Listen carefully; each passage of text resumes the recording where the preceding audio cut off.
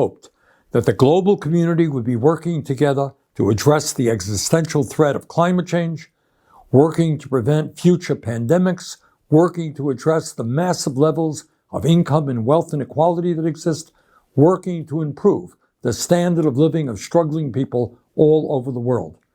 But tragically, that is not where we are today. Quite the contrary. Instead of addressing the major crises that we face, the world is now looking at the terrible war in Ukraine, started by Putin, which has taken hundreds of thousands of lives over the last 3 years.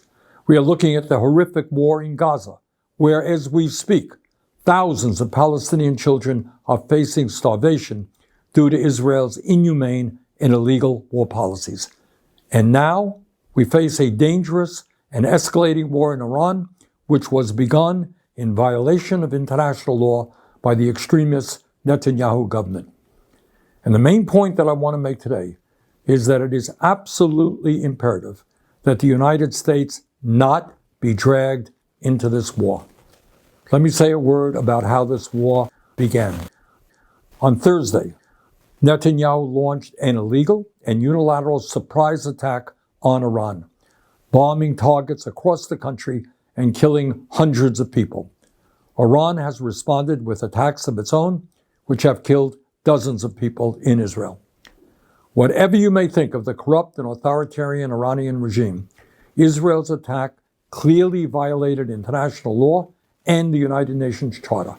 While every country has the right to defend itself, they do not have the right to launch so-called preemptive wars of this kind. But let's remember who Netanyahu is. He is a war criminal under indictment by the International Criminal Court for starving innocent people and killing civilians in Gaza.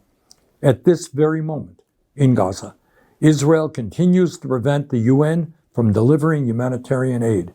And just today, in Gaza, Israeli tanks fired into a crowd desperately trying to collect food, killing at least 59 people. So it should come as little surprise that Netanyahu ignored international law to start this war with Iran.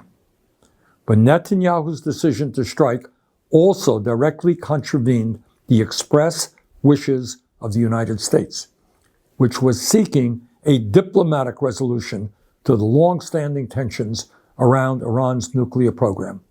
In recent months, the United States has held 5 rounds of negotiations with Iran to resolve these long-standing concerns. Let me repeat.